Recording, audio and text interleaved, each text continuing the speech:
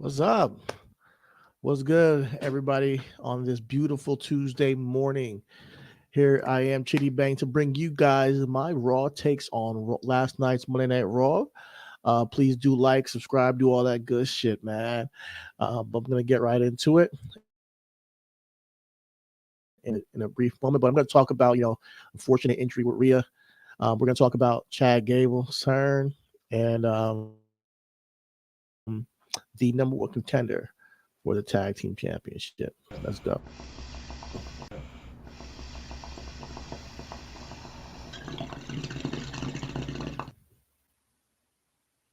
Okay.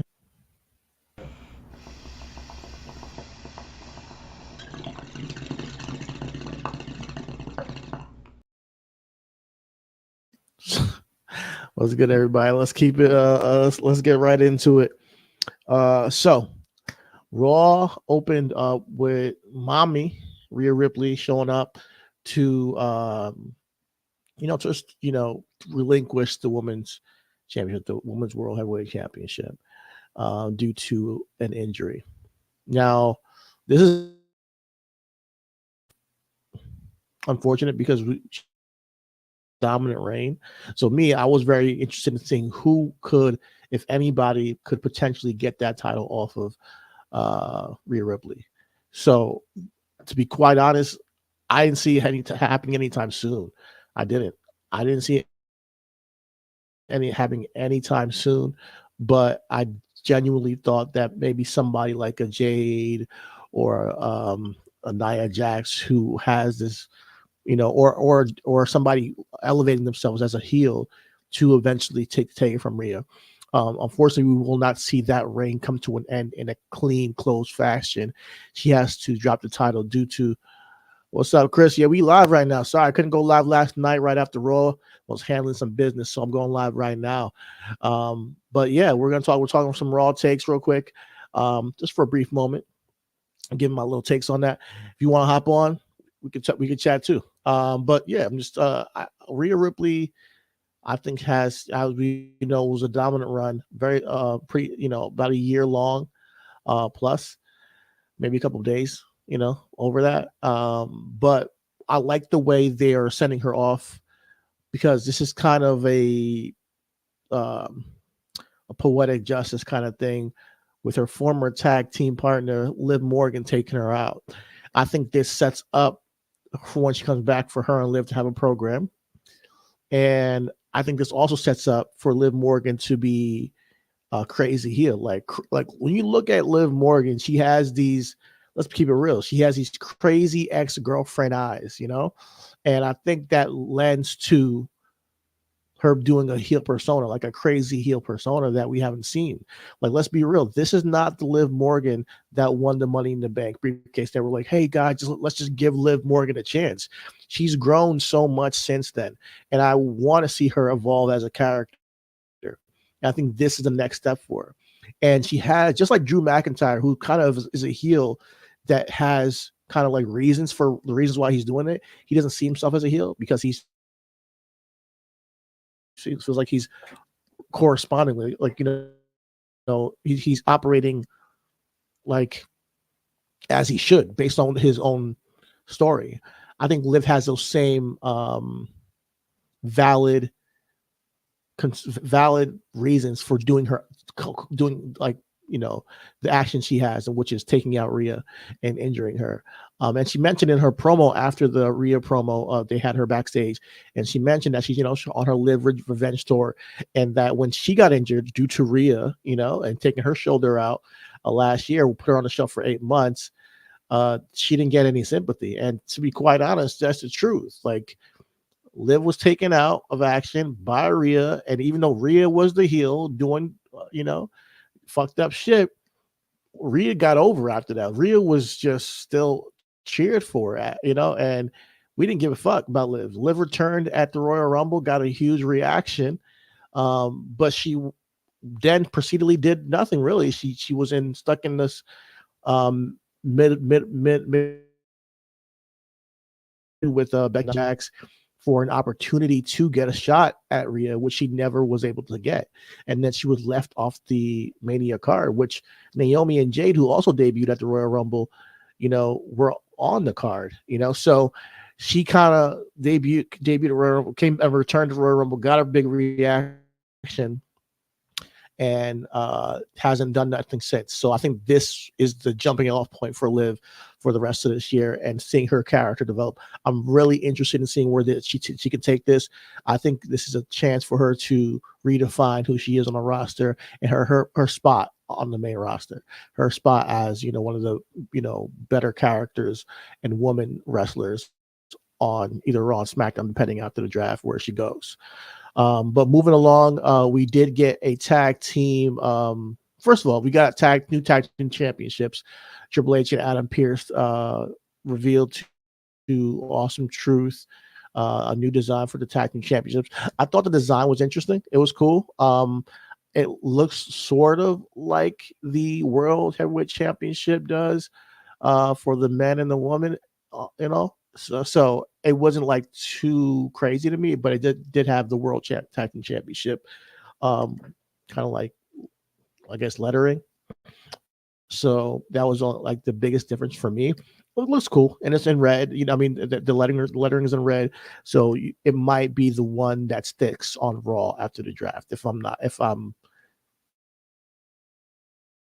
reading the tea leaves, right. I think Awesome Truth will probably draft it to Raw because the titles have red on it. That's just my theory. But yeah, we got a triple threat tag team match between New Day, DIY, and the Creed brothers, who we love our Creed brothers on this pod. But DIY pulled out the victory. It was a really interesting match, really entertaining match. A lot of they interacted very well with the six men. Like, it was constant action. So it was a great opening match. Actually, no, I'm skipping. That was not the opening match, but it was a great match nonetheless. And DIY picked up the victory. So we're going to get DIY versus Awesome Truth, and we know that R-Truth's been calling them, DX and everything like that. So we're going to see that whole thing continue. I think that will be a good first feud for them. But where does DIY go? Do they go over and become the new tag champions? I don't think so. I think that they're in the same position that Chad Gable is in going into this show. And we'll get to that in a second. That'll make more sense in a little bit. But I mentioned that that was not the opening match. I forgot to remember that we had a return of Sheamus, man. And not only that, we return of Sheamus's old theme music, his first one he first had when he entered WWE. I'm not going to sing it because I don't know the lyrics, but go look it up. He faced Ivar in a physical, hard-hitting match. He seemed very happy to be back. He just came back from a neck injury, so shout out to Sheamus. Thank you. I mean, well, I'm glad he healed up properly, because neck injuries can be. We look at Big E, man. He's mentioned that he may never come back. His neck is not turning into solid bone, so those things can be very dicey. So I'm just glad that he's healthy and able to do things that he loves. But let's keep it real. Sheamus is better as a heel. And where he is on the roster, depending on where he gets drafted, we'll see where his I think depending on where he gets drafted, we'll see what is the best utilization of Sheamus. But wherever Sami Zayn is, I think Sheamus should be. Put it that way, or wherever the Intercontinental Championship is, I think Sheamus should be, because I essentially think that Sheamus is still chasing that Grand Slam. I think that should be his mission, and becoming the Intercontinental Champion once and for all, and getting the Grand Slam that he's been chasing all this time. He never had that championship. So shout out to Sheamus. He had a good match with Ivar. Ivar, I always talk about, he's very underrated. One of my, Booker T says top 5. He's one of my top 5s when I watch on a week to week basis that always delivers. Him has put on a banger. It was quick though. It was quick though. What else do we have?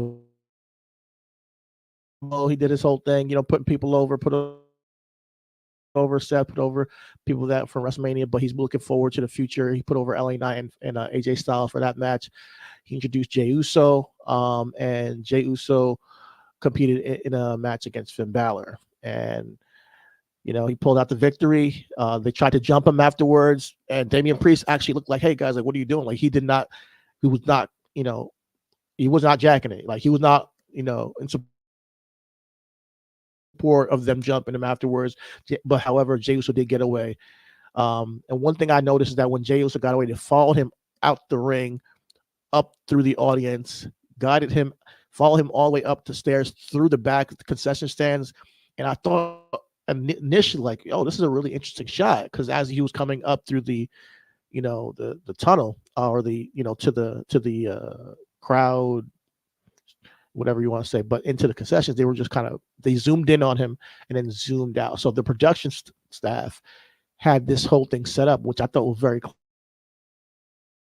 clever, where he was walking through and he ended up leaving, the arena.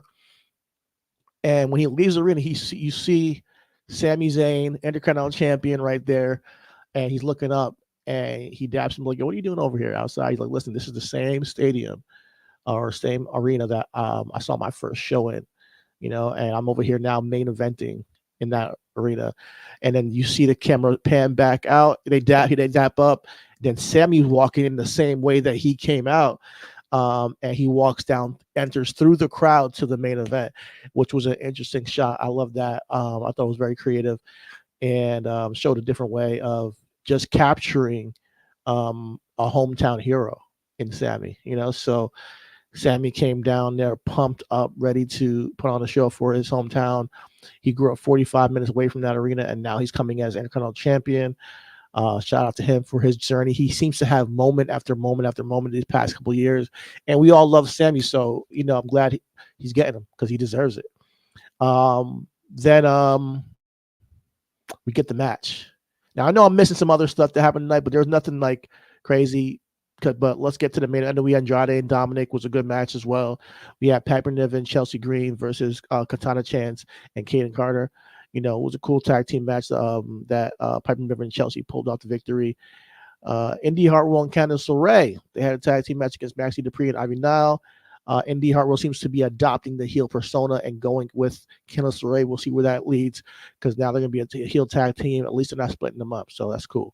But this main event with Sammy and Chad Gable was, oh, man, talk about a banger. That was the banger of the night. That was my favorite match of the night. And and it was in the main event. So obviously the Montreal crowd was extremely raucous and supportive of Sammy. And we have two baby faces going against each other. It's always great when you can see a clean match with just two competitive athletes that are great at wrestling do their thing. And it was reversal for reversal, German for German suplex. Some of the spots were dope. And it just seemed like Chad Gable was a step ahead of Sami Zayn the entire match until the end, where Sami Zayn was able to pull off, a floater suplex and a haluva kick to take the victory and retain his Intercontinental Championship. Now, that's all fine and well, but that also led to Sami Zayn kind of like, limping, because he was going after the leg the entire match. So he's limping, and he's kind of like, saying, "Hey guys, I know it's my hometown, but cheer for Chad Gable." Chad Gable's over there pissed off, because this is his chance to finally get the Intercontinental Championship, get some singles gold. He's never had it before. And he raises Sammy's arm, and he's like, "Nah, he's a champion." Points to him. Sammy's in his hometown, feeling all the love. He goes to hug his wife, and like that turn, Chad Gable's turns, man. He grabs Sammy by the waist, German suplexes him, picks him up, throws him into the turnbuckle, the ring post, excuse me, and throws him over the table. And as Sammy trying to get away, he puts him in an ankle lock, and he's like hanging from the turnbuckle at that point, and then we go off the air. That was a great image. Chad Gable he's fed up. He's fed up with being second rate. He's fed up with being this close but so far and not getting his shine. And I think him as a single star, the fans have been asking for this for about 3-4 years of him like being taken seriously on his own. People are calling him Perk Gable right now because they're giving him sentiments and feelings of Kurt Angle back in the day, and we all know how fluid and how he can go in the ring. So I'm curious to see where this leads. Like I was in a group chat with my buddies, and we're talking about Chad Gable, and he's saying that we were predicting that Ray was my friend was predicting maybe he turns tonight, and I was like I'm on the fence about that.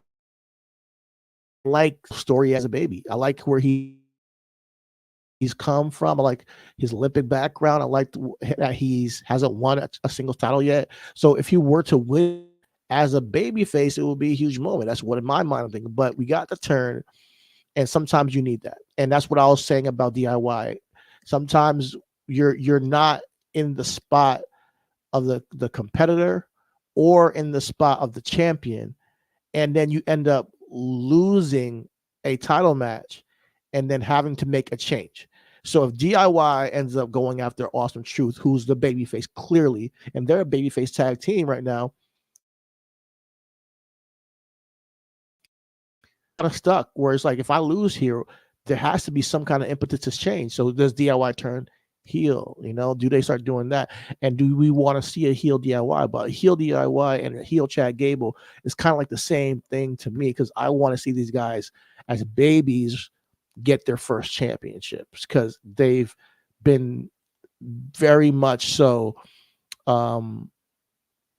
and like a smaller fan. The online fan base have been supportive of these guys for a very long time. So I would like to see them get that moment as a babyface. But if happens as a heel, so be it, man. I think Chad is making the change with DIY. Whether they win or not, make a change. We'll see. We'll see that. But I'm curious to see where this goes. What I want to say is Raw, SmackDown have the capability to put on great banger mid card matches in the main event, and we're gonna sit there the whole night to watch it because it's an interesting time. Put it that way. You don't need back in the day you needed a Stone Cold or Mankind or Triple H, a main eventer, or Chris Jericho or Chris Benoit, Kurt Angle, those main eventers, or Randy Orton, Batista, Eddie Guerrero, Edge. You needed those guys in the main event always on the end of the show. Now we can get real deal women's matches between Bianca Belair and Dakota Kai as the main event, or Asuka and Kairi Sane in the main event woman, and then on top of that mid card matches that like Sami Zayn, Chad Gable, and I think that when you give those guys time to show and grow their not just be shown as their talent in the main event, but you also get to see their character evolve in the main event and get that time. It's a big deal for the future and how you build, these superstars. Because before these guys will then be main eventers in their own right. So I'm all for how the industry is moving. It's super, super, exciting where we're going. France and Backlash is down the line. It's in a couple of weeks. I think it's in 2 weeks. So we shall see Jey Uso, Damian Priest.